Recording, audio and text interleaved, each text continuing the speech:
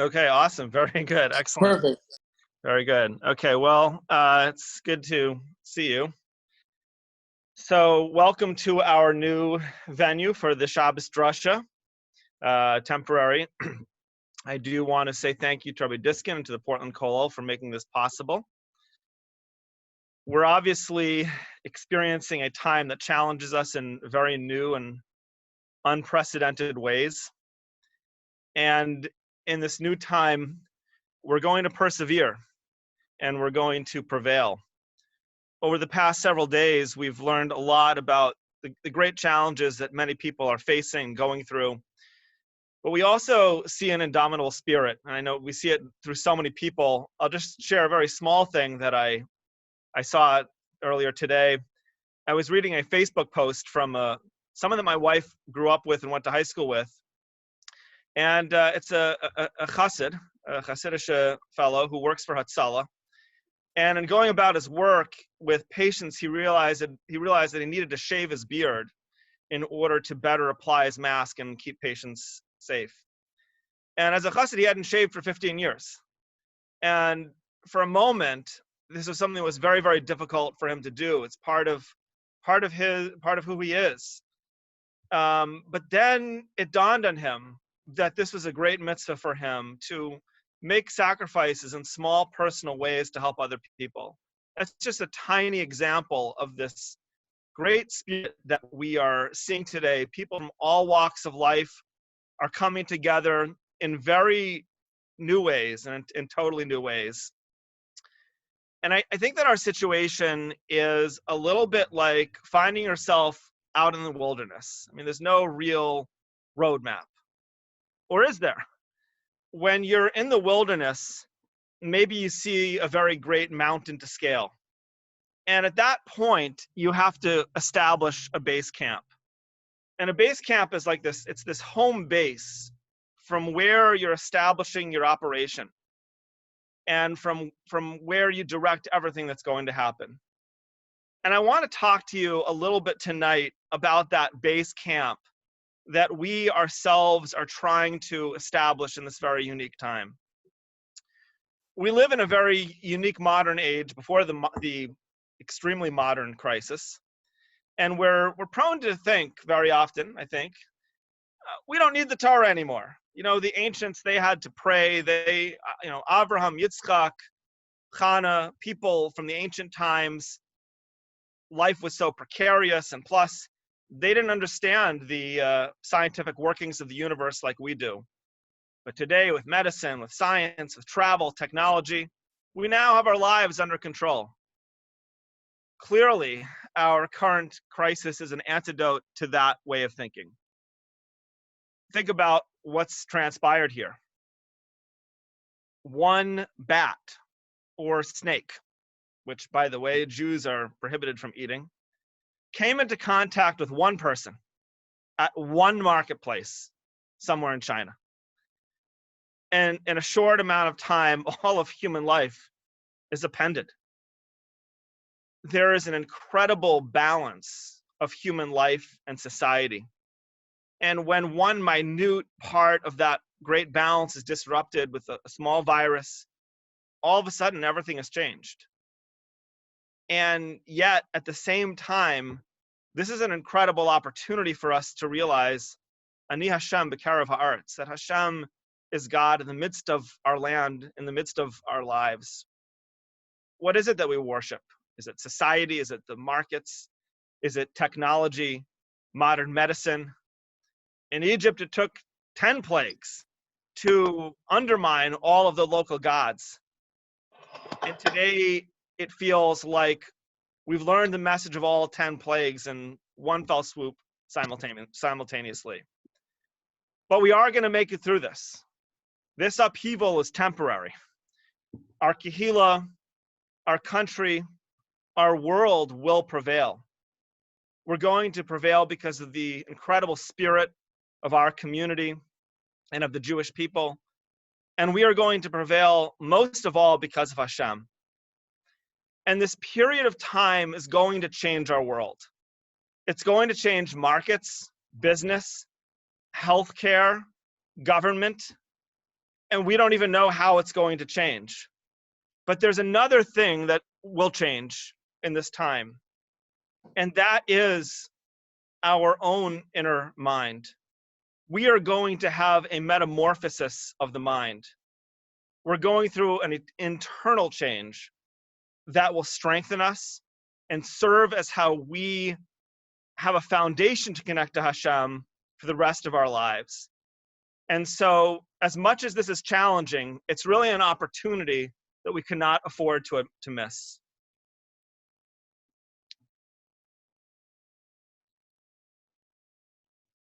"3,000 years ago, David HaMelech was consolidating his rule over the Jewish people. And at that time, he took the step of taking a census of the Jewish people. In last week's Parsha, the Torah had warned us in Kitisa against taking a census lest a plague erupt amongst our people. And indeed, following David's wrongful census, a plague erupted, killing 70,000 people in Eretz Yisrael, from Dan in the north all the way to Beersheba in the south. David HaMelech was extremely remorseful for his sin. At the time that the plague was spreading, David saw the vision of a malach, an angel, that was about to stretch its hand out towards Yerushalayim. And the Almighty commanded, "Stay your hand, hold back, desist from destroying this city."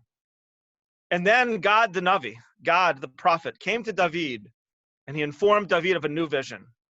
"Go up and build an altar unto Hashem at the threshing floor of Aravna the Yevusi, the Jebusite." And David HaMelech immediately went to Aravna, who was a local king in Yerushalayim. This is before David had built Yerushalayim himself. And he offered to give King David the threshing floor as a gift. But David insisted that he would purchase it with his own money, much like his ancestor Abraham purchased Ma'arat HaMachpelah with his own money. And the site of the land that David purchased during that plague is known as Har HaMoriah, what we know of today as the Har HaBayit, the Temple Mount. What was David, our leader, focused on in a moment of plague and destruction? In a time of plague, King David was focused on the future of how the Jewish people were going to serve Hashem. He was building the Temple Mount, even though the bias wouldn't be built until his son's time.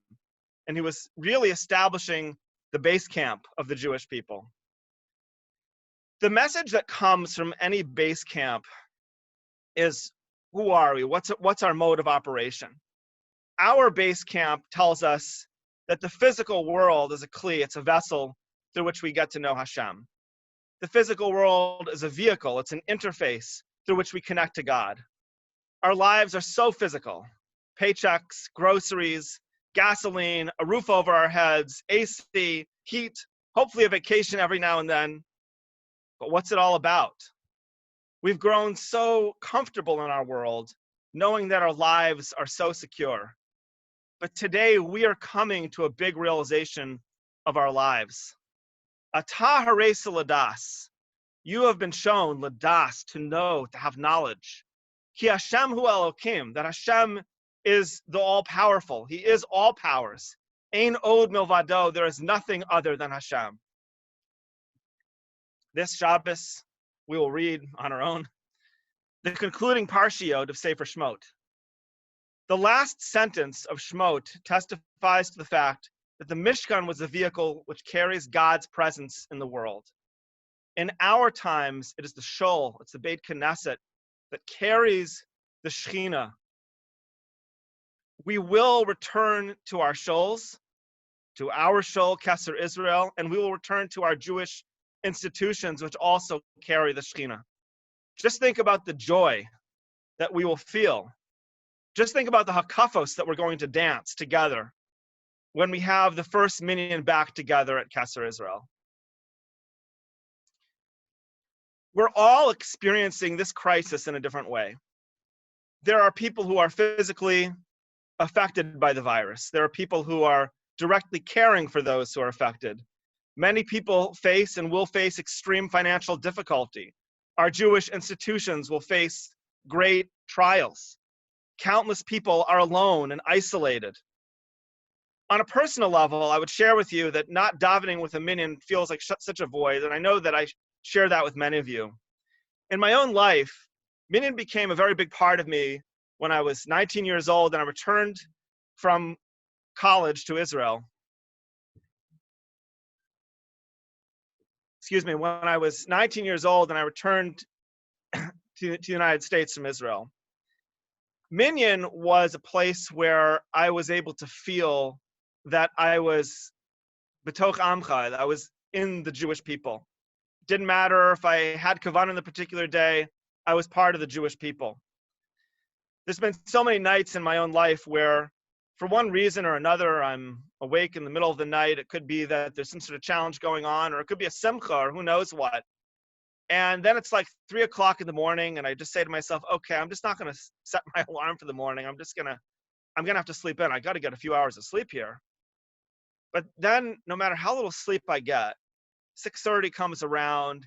I know the Kesser Minyan's starting, and there's just no way that I can lie in bed and sleep. I have to be there. I have to be with my people. And not having that is strange, and it's disorienting, and it can even be depressing. But at the same time, we know that minyan is not an idol in and of itself.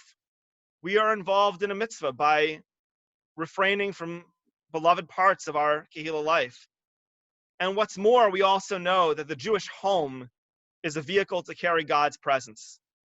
We don't stop at the synagogue door or school or Jewish institution door. We are a people. We are a civilization. We are Am Yisrael. And our peoplehood is transmitted through the Jewish home.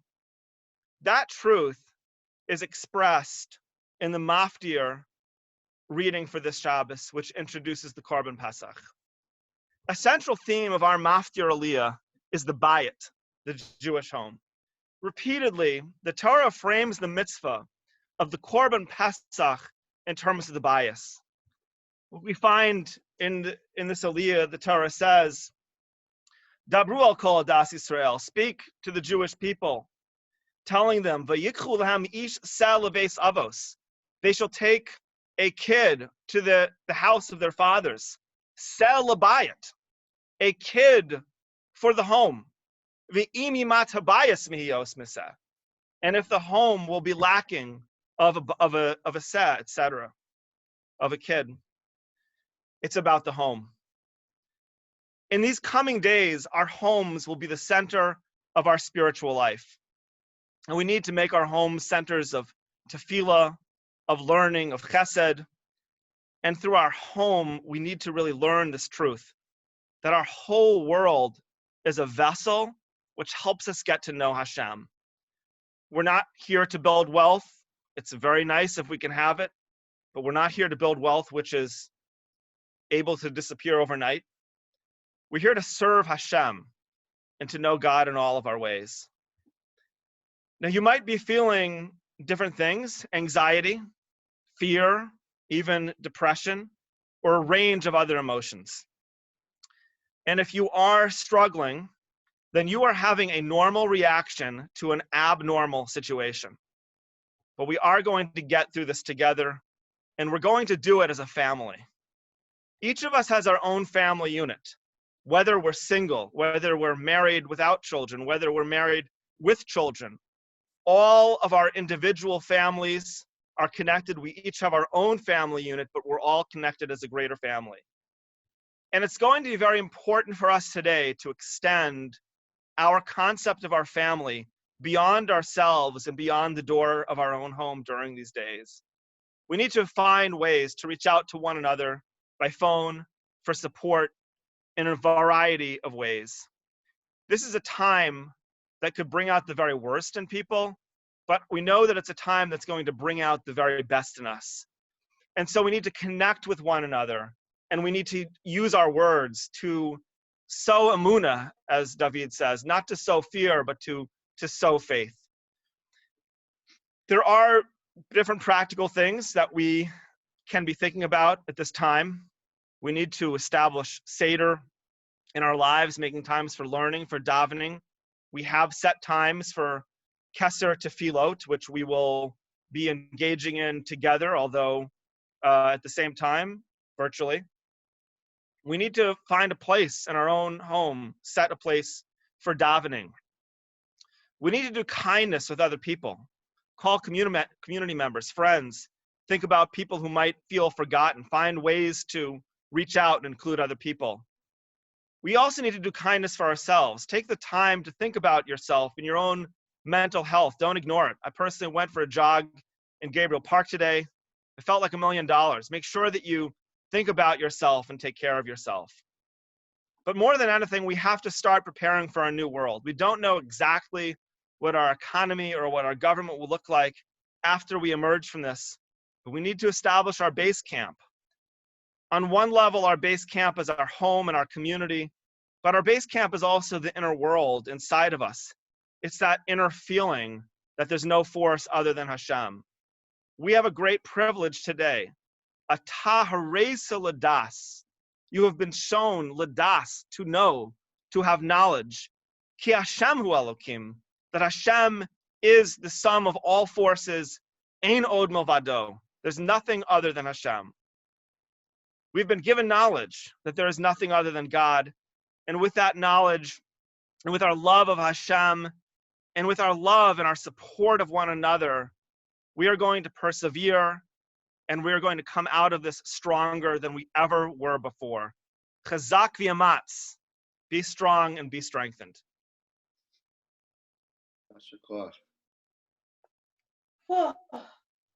Thank you.